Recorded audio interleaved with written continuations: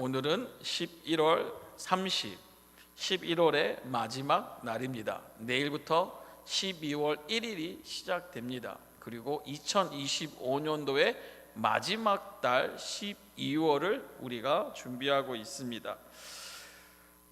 연말이라 많이들 바쁘시고 분주하시죠? 이전에 어떤 성도님에게 집사님 연말인데 많이 바쁘시죠? 했더니 정말 바쁘다고 그러세요. 그래서 어떻게 바쁘십니까? 했더니 목사님 이 12월 달에 한 달에만 모임이 10개가 넘습니다. 그래서 무슨 모임이요? 했더니 망년회, 동창 모임, 또 봉사단체 모임, 이 모임 저런 모임 하다 보니 숫자가 너무 많다라고 너무 바쁘다고 하세요. 그래서 또 그 중에는 본인이 또 준비해야 하는 모임들도 있다고 해서 무척 바쁘다고 하시더라고요. 그때 속으로 저는 그런 말을 했죠. 주님, 집사님이 아무리 바빠도 예배, 기도 놓치지 않기를 바랍니다. 그런 속으로 했었는데, 우리 기독교인들은 여러분, 우리 크리스찬들은 무엇에 이 연말에 좀 더 집중을 해야 될까요? 뭐든지 여러분 시작의 첫 단추만 잘 깨도 성공한다고 하죠. 그렇지만 첫 단추만 잘 껴서 됩니까? 또 마지막 단추도 잘 껴야 되겠죠. 그래서 이 12월 우리가 마무리를 잘 해야 되는데, 우리 크리스천들은 무엇에 좀 더 집중하고 이 연말 마지막 달을 잘 마무리해야 될까 말씀을 준비하면서, 아마도 우리가 예배를 잘 드리는 것, 그것이 하나님 앞에 잘 드리는 것, 그것이 우리 크리스천 믿는 자들 기독교인들의 연말 모습이 돼야 되지 않을까 생각을 해보게 됩니다. 오늘 12월 21일 날 성탄주일 예배가 있습니다. 그리고 2부 순서에 뭐가 있죠? 우리 생명샘 탤런트 쇼가 있습니다. 장기자랑이 있습니다. 구역별로 준비하고 있습니다. 누구 앞에서 뽐내는 겁니까? 왜 제목을 그렇게 졌냐면, 우리 교인들이 각 구역별로 준비를 해서 하나님 앞에서 한번 마지막 연말에 우리가 최선을 다해서 우리를 주님 앞에 뽐내는 거죠. 주님 앞에 장기자랑하는 것이고, 주님 앞에 재롱을 부리는 잔치. 근데 또 여기 뭐가 준비가 돼 있어요? 상금이 준비돼 있어서 기양하시는 거 최선을 다해서. 그러니까 이 연말에 여러분들 물론 바쁘시겠지만 뭐에 바쁘시면 좋겠냐? 여러분들이 이 구역별로 자주 모이시고, 또 식사도 교제도 하시고 연습도 하시면서 그곳에서 막 교제가 일어나고, 이 한 해를 마무리하는데 좀 그렇게 하나님 앞에 찬양 또는 스키 또는 이런 모양 저 모양으로 준비하는 것, 하나님이 크게 기뻐 받으실 줄 믿습니다. 그러고 나서 2025년 마무리하면서 12월 달에 보니까 총 4번의 예배가 있습니다. 그래서 남은 2번은 우리가 성탄 예배와 또 송군 연말 예배를 드리는 것이고, 또 다른 2번은 오늘 이번 시간과 다음 시간은 이 예배에 대해서 좀 더 나누기를 바랍니다. 저는 모태신앙으로 자랐습니다. 자연스럽게 매 주일마다 예배를 잘 드렸습니다. 어렸을 때부터. 그래서 여러분 예배를 돌아보니까 어렸을 때부터 참 어렸을 때 기억입니다. 장로교 전통 예배를 드리다 보니까 그냥 조용하게 거룩하게, 그래서 자주 졸곤하였습니다. 그러다가 이제 학생부 예배를 들어가고 청년부 예배 들어가고, 그리고 또 산상수련회에서 정말 예수님을 만났던 특별한 은혜가 경험하고, 이제부터 예배 드리는 자세가 바뀌기 시작했습니다. 제가 또한 기억에 남는 것은 청년 시절 때 중국에 가서 예배를 드리는데 따로 예배당이 없습니다. 선교사님 하우스에서, 그 좁은 곳에서 혹시나 이 모습이 예배 드리는 것이라 발각되면 붙잡혀 가니까 거기서 담요를 덮어쓰고 찬양을 하고 기도를 하고 눈물 흘리고, 앞에서 선교사님이 목사님이 말씀 전하시는데 그 목소리가 희미하게 들리지만 그것에 최선의 집중을 다해서 들으려고 했고, 그랬던 예배가 기억이 납니다. 그리고 돌아와서 미국에 돌아와 보니까 예배가 너무나 편하게 너무나 자연스럽게 드리는데 뭔가 그 사모함이 없고 뭔가 답답하고, 예배에서 늦게 오시는 분들, 또 예배를 드리는데 졸고 계시는 분들, 막 이런 분들 청년 때 보면서 막 그 불편함이, 그 마음이 막 교만해져 가지고 막 정죄하고 판단했던 시절들이 있었습니다. 그러다가 나부터 잘해야지, 내가 잘해야지, 내가 먼저 본이 돼야지, 이런 마음으로 성가대도 조인하고 찬양팀도 준비하고 막 그러면서 예배를, 참 많은 예배를 지금까지 드렸죠. 그리고 신학생이 되어서 이 예배에 대한 수업을 듣고 또 고민을 하고 또 페이퍼, 논문도 써보면서 예배에 대해 참 많이 고민을 했던 시간들이 있었습니다. 이제 목회자가 되어서 이 예배를 어떻게 드려야 하는지 조금은 잘 아는 것 같습니다. 그래서 오늘 이 시간에는 여러분들과 함께 이 예배에 대해서 말씀을 나누려고 준비를 했는데요, 설교 제목을 예배, 그리고 뭐라고 붙였습니까? 왜 가만히 앉아 있나요? 여러분 옆에 분 한번 살짝 꼬집거나 한번 찔러 보십시오. 자, 살아있는 분들은 어떻게 합니까? 네, 반응을 하죠. 죽어 있다면요, 아무런 반응이 없을 것입니다. 이 예배란 무엇일까? 살아있는 예배가 돼야 된다는 것이죠. 살아있는 예배는 무엇이 있는 겁니까? 바로 반응이 있다라는 겁니다. 움직임이 있다라는 겁니다.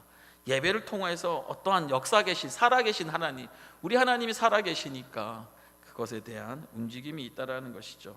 그러기에 여러분, 우리가 예배를 한 번만이라도 잘 드리면 그 인생이 하나님 앞에서 변화받을 수 있고 큰 축복을 받을 수 있습니다. 예배가 성공하면 인생이 성공하는 것입니다. 예배가 무너지면 결국 다른 모든 영역도 흔들리게 됩니다. 그렇게 예배는 중요한 것이라는 것이죠. 근데 우리는 자연스럽게 예배당에 들어오면서 어떻게 합니까?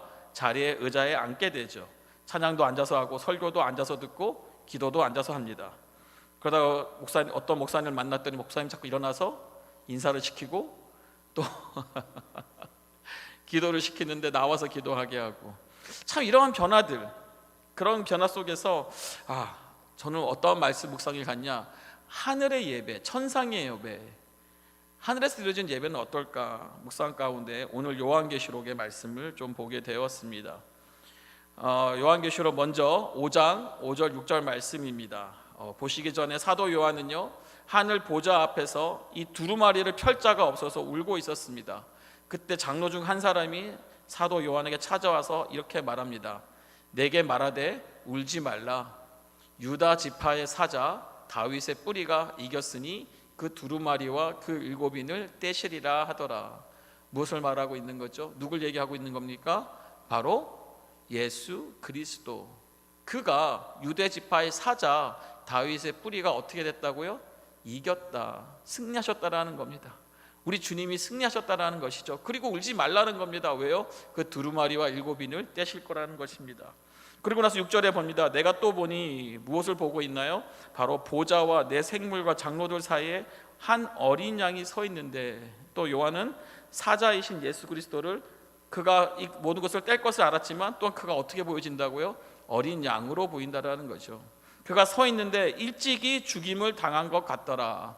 그러면서 그에게 일곱 뿔과 일곱 눈이 있으니 이 눈들은 온 땅에 보내심을 받은 하나님의 일곱의 영이더라 라고 고백하고 있습니다. 이 요한계시록의 내용, 사도 요한이 요한계시록을 쓸 때 그 당시의 시대는 어떤 시대였습니까? 로마의 지배를 받고 있던 시대였는데, 특별히 가장 혹독한, 가장 핍박이 심했던, 박해가 심했던 로마 시대의 당시의 상황이었다라는 것입니다. 황제 숭배가 전체 제국의 전체를 지배했고요, 로마 황제는 마치 신처럼 군림하고 있었습니다. 그가 말합니다. 내가 너의 생명과 운명을 쥐고 있다. 나의 보좌 앞에 절하라. 그래서 이 황제를 거부하는 자에게는요, 경제적인 제재가 있었고 사회적인 고립이 있었고 고문과 또 심지어서는 죽음까지 당해야 했었습니다. 그러니까 이렇게 그리스도인들에게는 그야말로 숨조차 쉬기 어려운 시대였다라는 것이죠. 이런 어려운 시기 때에 요한은 하늘에서 이 장면을 본 것입니다. 그리고 그 장면 속에서 요한은 말하는 겁니다. 무엇이요? 바로 예수 그리스도가 이 모든 것의 중심에 있다라는 것입니다. 지금까지 로마는 끊임없이 황제를, 왕을 강조하며 왕의 보좌가 결국은 모든 것을 진두지하고 주관한다라고 말하고 있지만, 진짜 보좌에는 누가 계신다고요? 영원토록 세세토록 살아계신 하나님이 앉아 계신다라는 사실이죠. 이 환상 가운데 사도 요한은 성도들에게 위로와 힘을 줍니다. 이 로마의 보좌는 결국 흔들리겠지만 하늘의 보좌는 결코 흔들리지 않는다라는 것이죠. 그러면서 사도 요한은 이 환상을 통해 보았습니다. 무엇을 보았습니까? 바로 예배의 모습을 본 것입니다. 요한계시록 5장 11절 13, 14절입니다. 내가 또 보고 들음에, 보았다라는 것입니다. 들었다라는 것입니다. 무엇을요? 보좌와 생물들과 장로들을 둘러선 많은 천사의 음성이 있었으니, 보좌를 보았고 생물들을 보았고 장로들을 보았다라는 것이죠. 그리고 많은 천사들을 보았는데 그들의 음성이 있었습니다. 그 수가 무엇이라고요? 만만이요 천천이니라. 그래서 또 말합니다. 내가 또 들으니 하늘 위에와 땅 위에와 땅 아래와 바다 위에와 또 그 가운데 모든 무엇이요?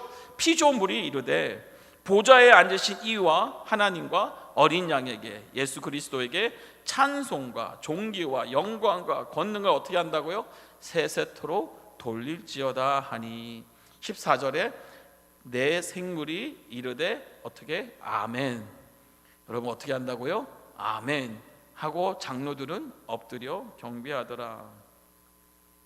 요한은 기록하고 있는 거예요. 자기가 본 것을 기록하고 있습니다. 수가 셀 수 없는 천천만만의 천사들이, 내 생물이, 이 24명의 장로들이, 그리고 하늘 위, 땅 위, 땅 아래, 바다 위 모든 피조물까지 모두가 무엇을 향해 있어요? 보좌를 향해 지금 외치고 있다라는 거예요. 무엇을 외치고 있습니까? 바로 찬송과 존귀와 영광과 권능을 세세토록 돌릴지어다 하는 저들의 찬양을, 외침을, 경배를 보았다라는 것이죠. 그리고 그 찬양의 물결 속에서 내 생문 아멘이라고 장로들은 엎드려 경배했다라는 겁니다. 여러분, 이 장면은 지금 이 우주의 흐름이 어디를 향하는지를 보여주고 있습니다. 여러분, 모든 만물은요 하나님을 향한 예배로 흐르고 있는 겁니다. 우주의 중심을 향한 모든 존재들이, 모든 피조물들이 보좌에 앉으신 이와 어린 양께 지금 쏟아지고 있는 겁니다. 이곳에서는, 이 장면 속에서는 누가 중심에 계십니까? 하나님이 이 우주의 중심에 계신다라는 것이죠. 그리고 하나님의 백성들과 생물과 천천만만의 천사들이 보좌를 향하면서 무엇을 합니까?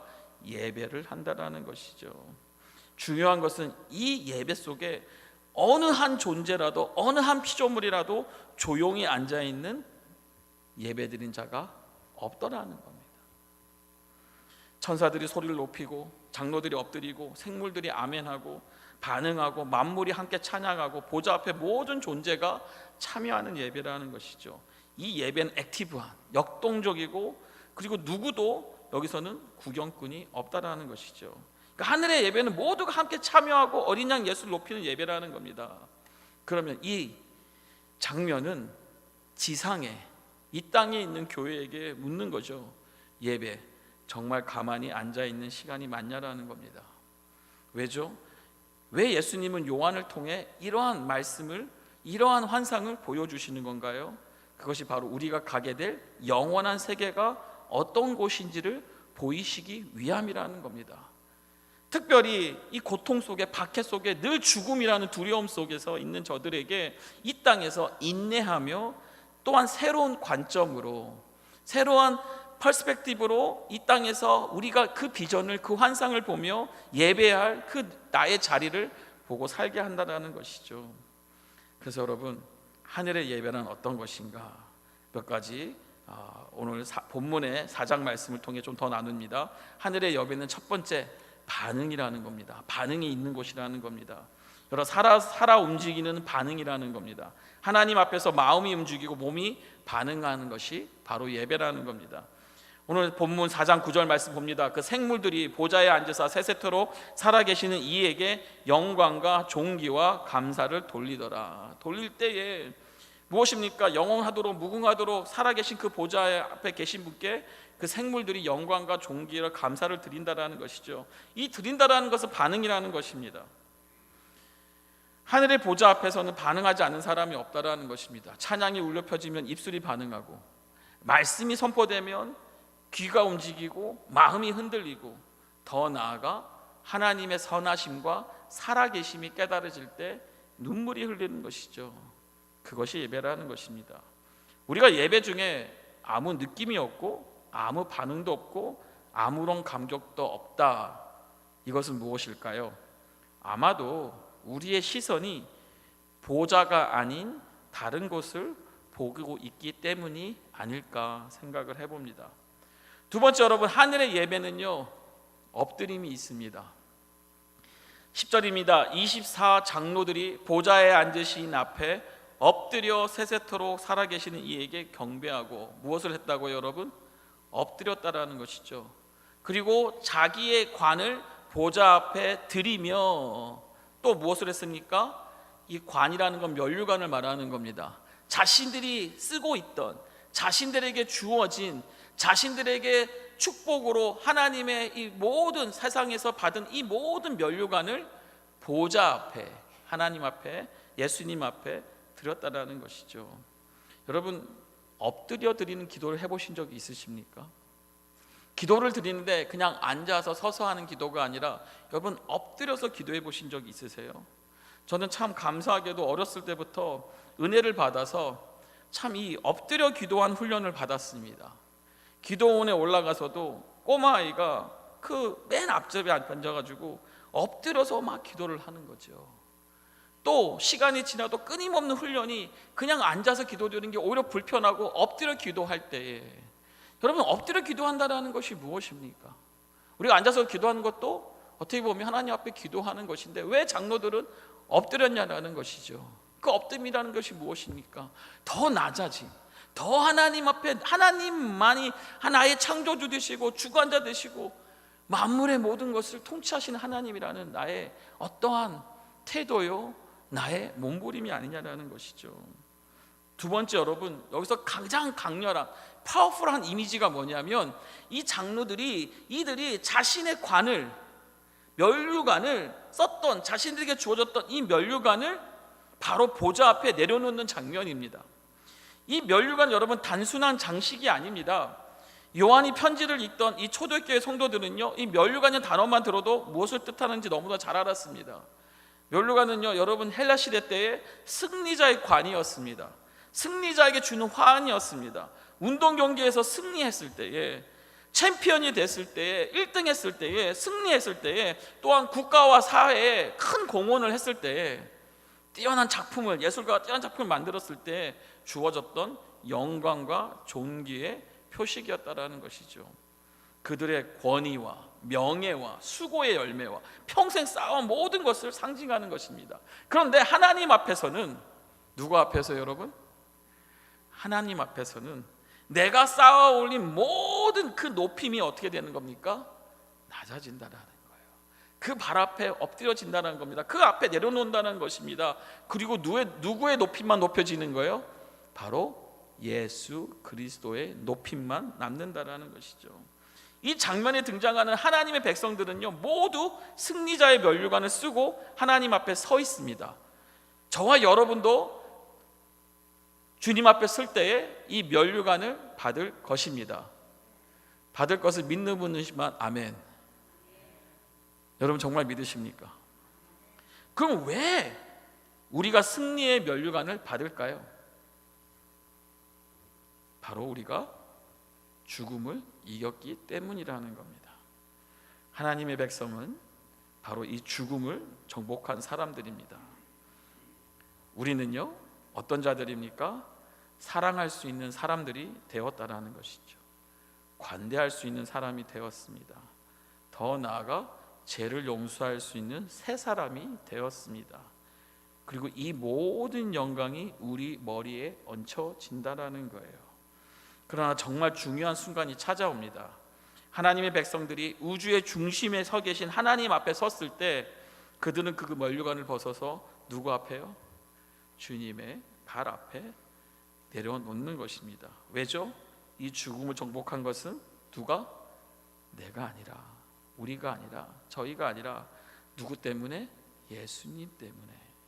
모든 크레딧이 누구한테 가는 겁니까? 예수님 때문에.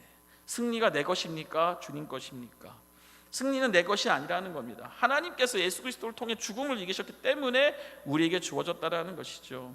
그리스도가 내 죄를 위해 대신 죽으셨기 때문에 내가 용서받았고, 그래서 이 죽음을 정복한 승리자의 면류관을 받았다라는 것이죠. 내가 사랑의 사람이 된 것은 내 안에서 나온 것이 아니라 누구요? 주님이 먼저 나를 사랑하셨기 때문이라는 거죠. 여러분, 카인드 착하십니까?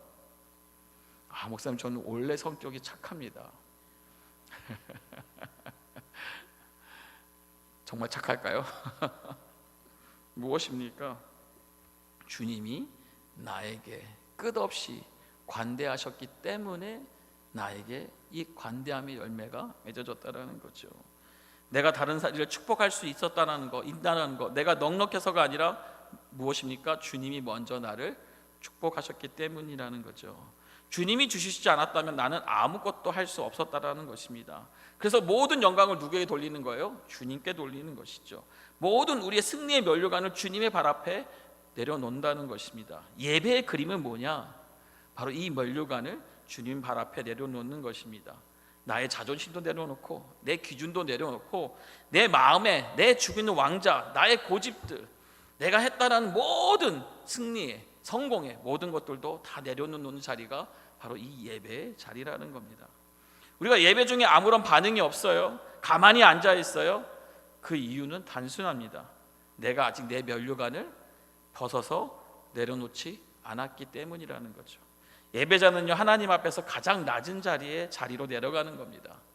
그리고 그 낮아짐 속에서 가장 큰 은혜가 흘러 들어오게 되어 있다라는 것이죠. 세 번째, 하늘의 예배는요, 고백이 있습니다. 하늘의 천상의 예배 속에는요, 고백이 있습니다. 11절입니다. 우리 같이 한번 읽겠습니다. 우리 주 하나님이여, 영광과 존귀와 권능을 받으시는 것이 어떻다고요? 합당하오니. 계속 읽겠습니다. 주께서 만물을 지으신지라 만물이 주의 뜻대로 있었고 또 지으심을 받았나이다 하더라. 천상의 예배, 하늘에 드려지는 예배는요, 이 고백으로 채워져 있다라는 거예요. 어떤 고백입니까? 바로 모든 영광과 존귀와 권능을 받으시기에 합당한 분이라는 것을 고백하는 것이죠. 왜 그렇게 고백합니까? 왜 이렇게 하나님께 영광을 돌리는 겁니까? 바로 주께서 만물을 지으신 이이기 때문에, 그리고 만물이 누구의 뜻대로요? 주의 뜻대로 있기 때문에, 그리고 그 모든 것이 지으심을 받았기 때문이라는 겁니다. 무엇입니까? 하나님은 창조주시고 우리는 뭐예요? 그분의 피조물이라는 것이죠. 이 고백이 명확해질 때 예배는 자동으로 일어나는 것입니다. 반대로 왜 예배 가운데 감격하지 못할 때가 있느냐? 그 이유 또한 단순한 거예요. 하나님이 누구신지 분명하게 보이지 않기 때문에 우리 예배 속에서 감격을 놓치게 된다라는 거죠. 이 고백이 터져 나오지 않는다라는 거예요. 여러분, 예배는요, 이 감정을 억지로 끌어올리는 시간이 아니라 하나님이 누구이신지를 보는, 발견하는 순간 터져 나오는 고백이라는 겁니다. 하나님의 예배 속에, 하늘의 예배 속에는 가만히 구경한 사람은 한 명도 없습니다. 아무도 이렇게 말하지 않습니다. 저는 그냥 구경하러 왔습니다. 또 여기서는요, 아무도 look at me, 나를 좀 보세요, 내가 이 면류관을 얻었습니다, 나의 업적을 좀 봐달라고 주장한 사람도 없습니다. 왜죠? 모든 것이, 정말 여러분, 모든 것이 누구로부터요? 주님으로부터 온 것을 아는 자들이 예배자, 그들이 드린 예배가 하늘의 천상의 예배라는 것이죠. 그래서 하늘의 장로들은 그 면류관을 보좌 앞에 내던지며 고백한 것입니다. 무엇입니까? 하나님이, 당신이 모든 것을 지으셨고 모든 것이 주께로부터 나왔다라는 사실이죠. 여러분, 사도 바울도 이렇게 고백합니다. 동일하게 고백합니다. 사도행전 17장 25절입니다. 또 무엇이 부족한 것처럼 사람의 손으로 섬김을 받으신 것이 아니니 이는 만민에게 생명과 호흡과 만물을 친히 주신 이심이니라. 또 하나님께서 무슨 부족한 것이라도 있어서 사람의 손으로 섬김을 받으시는 것이 아닙니다. 그분은 모든 사람에게 무엇을요? 생명과 호흡과 모든 것을 주신 분이라는 것이죠. 그러게 내가 갖고 있는 재능, 나에게 주어진 모든 기회들, 내가 베푼 사랑조차, 내가 진리에 대한 깨달음조차 모든 것이 다 어디서부터? 하나님이 주셨다라는 것이죠. 모든 것이 주께로부터 왔다라는 것입니다. 그래서 예배란 무엇입니까? 내가 한 것이 아니라 누가요? 주님이 하셨습니다 라고 고백하는 것이 예배라는 겁니다. 여러분 시편을 읽다 보면 자주 나오는 단어가 있습니다. 무슨 단어인지 아시나요? 시편에, 나중에 한번 성경 퀴즈를 하면 좀 있겠습니다. 할렐루야. 뭐라고 여러분? 할렐루야. 자, 할렐루야는 히브리어입니다. 할렐은 무엇입니까? 찬양하다는 단어입니다. 그리고 루야에서 야가 뭡니까? 야훼를 단하는 히브리어입니다. 그래서 합성해서 무엇을 하는 겁니까? 하나님을 찬양하라라는 겁니다. 그래서 영어로는 어떻게 번역되죠? Praise the Lord. 근데 우리는 그냥 그대로 할렐루야를 갖다 붙였습니다. 그래서 할렐루야 무엇입니까? 하나님을 찬양하라는 것입니다. 이는 여러분 잘 보시면 감탄사가 아니라 무엇입니까? 명령어입니다. 왜 명령일까요? 여러분 우리가 지음을 받을 때, 창조될 때 우리 영혼은요 반드시 누군가에게 영광을 돌리도록 만들어졌습니다. 그래서 가만히 두면 우리는 매일, 매주, 매시간 이 세상에 눈을 빼앗기고 다른 것에게 영광을 돌리기 시작합니다. 그랬을 때 할렐루야가 외쳐지는 겁니다. 돈과 소유와 성취와 성공과 명예와 관계와 이 능력, 이 무수한 것들에게 우리의 마음을 뺏겨니까 하나님은 우리에게 명령하시는 거예요. 뭐라고요? 할렐루야라는 거죠. 뭡니까? 우리의 시선을, 너의 시선을 다시 나에게 돌리라는 겁니다. 세상 것을 붙잡고 있던 너의 손을 펼치라는 겁니다. 그리고 너를 알고 사랑하며 구원하신 하나님께 시선을 고정하고 영광을, 찬양을 돌리라는 것이죠. 예배의 부르심이 뭡니까? 바로 이 할렐루야입니다. 나의 뺏겼던 시선들을 하나님께 다시 돌아오게 하라는 것이죠. 그렇다면 여러분 예배가 명령이고 할렐루야가 부르심이라면 우리가 이곳에 모여 그저 앉아서 가만히 구경만 할 수 있을 수 없다라는 것이죠. 가끔 이제 성도님들을 만나면 이런 분들이 있습니다. 뭐 어떤 분이 이런 마음이 들 수도 있죠. 목사님, 저는 누가 이런 걸 저런 거 시키는 걸 정말 싫어합니다. 누가 저에게 이래라 저래라 하는 거를 제일 싫어합니다. 전 그냥 조용히 있다가 예배만 드리고 가겠습니다. 이해합니다. 충분히 그런 마음이 들 수 있습니다. 하지만 천상의 예배를 드리는 자들, 아니요 이 땅에서도 하나님께 참된 예배를 드리고 싶은 자들이 이 자리라 그러면 죄송하지만 영어로 이런 단어가 생각이 났어요. You are sitting on wrong seat. 뭐죠? 잘못된 자리에 지금 잘못 앉으셨어요 라는 것이죠. 여러분 군인이 훈련 중에 총을 줍니다. 총 쏘는 훈련을 하는데 군인이 그래요. 나는 총 쏘는 거 불편합니다. 나는 총 쏘는 것을 원치 않습니다 하라면 뭐라는 거예요? 지금 군인이 지금 어디에 앉아 있는 거예요? 잘못 앉아 있는 거죠. 여러분 아기 엄마가 아기를 낳습니다. 그리고 아기가 이제 배고프니까 막 울어요. 보채요. 무엇을요? 밥을 달라고. 그래서 젖을 물려야 되는데 아기 엄마가 그러는 거예요. 나는 이 아이를 젖 물리는 게 싫습니다. 지금 뭘 하고 있는 거예요? 잘못된 자리에 앉아 있는 거죠. 여러분 어린애가 막 우는데 엄마가 젖을 물려요. 근데 어린애가 갑자기 나는 고기를 먹고 싶습니다. 그럼 지금 뭐 하고 있는 거예요? 잘못된 자리에 앉아 있다라는 거죠. 예전에 제가, 여러분 기억나세요? 박찬호 선수가 다저스 시절에서 공을 던졌던 그 시대, 그때 기억나세요? 와 난리 아니었습니까? 막 한국에서 관광상품으로 팔리면서까지 한국에서 막 오지 않았나요? 저도 미국에 사는데 그때 대학생이니까 돈 없을 때 시절이니까 가고 싶은데 못 가요. 그런데 다저스 구장을 못 가는데 그때 애나임 구장에서 박찬호 선수가 이제 어웨이 선수로, 그러니까 상대편으로 이제 와서 시합 투수를 한다는 소식을 들은 거예요. 친구 한 3-4명이서 같이 이제 표를 알아보고 제일 싼 표를 사가지고 갔습니다. 그래서 다저스 구장에 한 게 아니라 어디 갔다고요? 애나임 엔젤스 구장에 가서 이제 다저스를 응원하러 간 거예요. 박찬호 선수 응원하러 간 거예요. 우리 딸애는 막 너무 신나가지고 나름대로 종이에다가 막 글씨 써가지고 가서 거기서 막 난리를 치면서 응원을 했는데 분위기가 이상한 거예요. 나는 열심히 막 응원하고 있는데 사람들이 자꾸 저를 째려봐요. 그리고 막 이렇게 표정 눈치를 주는 거야. 이렇게 여기서 왜 그러냐고. 나 응원하는데. 근데 알고 보니까 We are sitting on wrong seat. 우리가 지금 애나임 응원하는 팀에 앉아가지고 그 짓을 하고 있었던 거예요.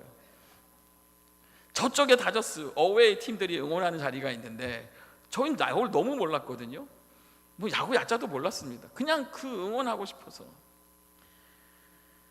예전에 한번 월드컵 때 한참 이제 막 한국이 잘할 때 사람들이 막 교회로 몰려오지 않았습니까? 같이 영화도 같이 응원도 하고 막. 여러분 그때 기억나세요? 저도 막 그때 교인들하고 함께 막 같이 막 이 북도 쳐가면서 대한민국 참 재밌어요.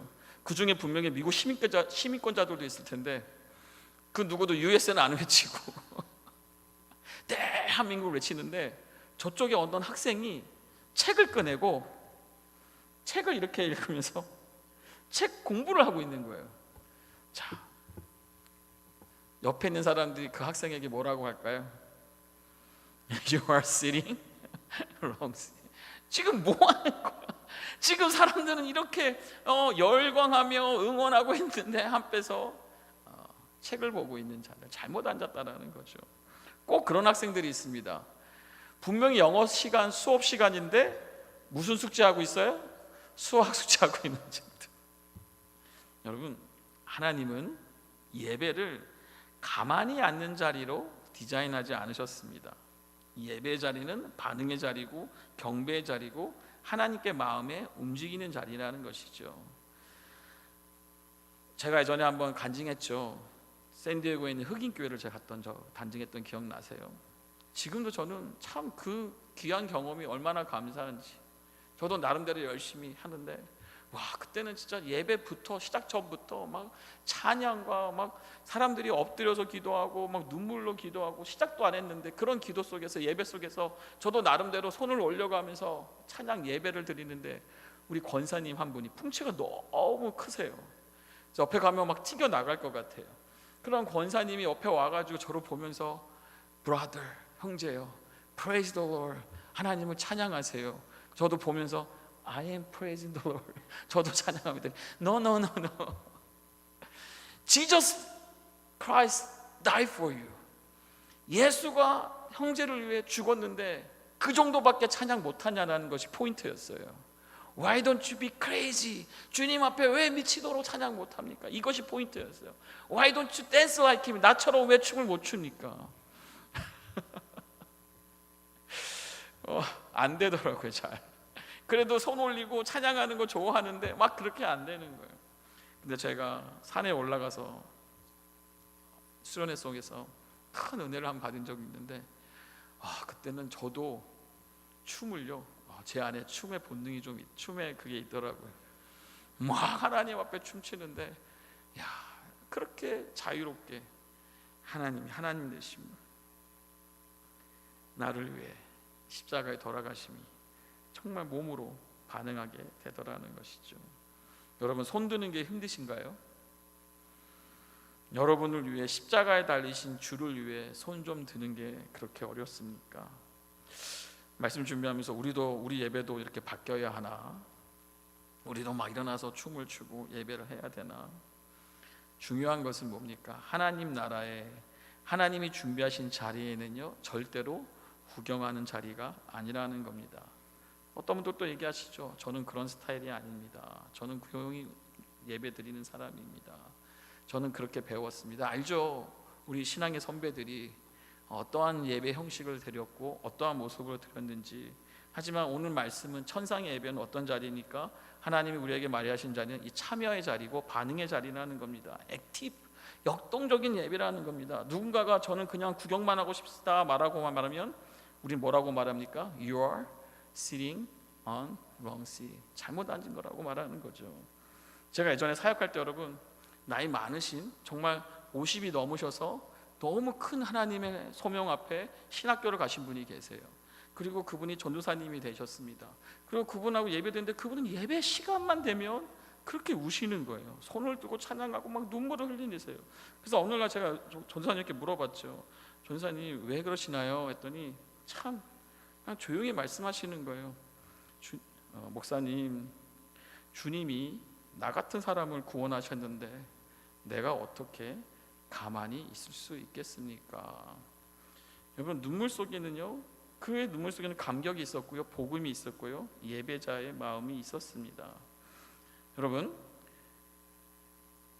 과연 우리는 예배 시간에 무엇에 반응하고 있습니까? 우리를 구원하신 주님 앞에서 정말 가만히 있을 수 있으십니까? 때로는 이런 분들 때문에 제가 참 어렵습니다. 저는 그냥 이렇게 있고 싶습니다. 제 스타일입니다. 그럴 때 저는 고민이 됩니다. 그냥 그대로 둬야 되는 것인지, 그러세요 라고 하는 것이 맞는 것인지. 저는 누구죠? 저는 이 교회 담임으로 섬기고 있는 목사입니다. 그럼 저의 책임은 무엇입니까? 바로 여러분들을 어떤 길로요? 바른 길로, 성경이 가르치는 길로, 생명의 길로 이끌어야 할 책임이 저에게 있지 않습니까? 그랬을 때 권면하고 도전하는 것은 분명 여러분들을 불편할 수 있습니다. 하지만 제가 원하는 목적은 불편하라는 게 아니죠. 여러분들이 끊임없이 자기 방식대로, 자기 멋대로, 자기 기분대로만 예배하는 어떠한 이기적이고 폐쇄적인 자리에서 벗어나도록 돕는 것을 저의 책임이자 저의 몫이 아닌가 생각이 듭니다. 여러분, 전 여러분을 사랑합니다. 아멘 없을 줄 알았습니다. 다시 한번 이쪽을 보고 저분 여러분을 사랑합니다. 그래서 여러분들을 그대로 둘 수 없는 거예요. 여러분들이 더 어떻게 하면 하나님을 더 뜨겁게 사랑하고, 어떻게 하면 보이지 않는 하나님이 보이는 하나님으로 믿어지도록, 여러분들이 예배 속에서 그러한 예배가 있도록. 예배는 구경하는 자리가 절대 아닙니다. 하나님이 누구이신지, 그분이 우리에게 행하신 은혜가 무엇인지에 대한 우리 영혼의 살아있는 반응입니다. 주님께서 우리를 십자가에 지셨기 때문에 그분이 부르시는 자리에서 우리는 반드시 반응을 해야 합니다. 어떻게 해요? 몸으로, 마음으로, 영혼으로. 천상의 예배, 하늘의 예배는요, 모든 존재가 하나님께 영광을 올려드립니다. 그래서 여러분, 예배는요, 설교를 듣는 시간이 아니라 그 하나님의 영광에 참여하는 시간입니다. 찬양을 듣는 시간이 아니라 그 예수 어린 양께 반응하는 시간입니다. 예배당 한 자리에 앉아있는 시간이 아니라 그 보좌 앞에서 무릎을 꿇고 입술을 열어 고백하는 시간입니다. 복음 앞에서 무너지고 다시 세워지는 시간이라는 것이죠. 저의 간절한 바람은 12월 한 달 남았습니다. 이 마무리되어지는 예배 속에서 여러분들에게는 4번의 예배가 남아 있습니다.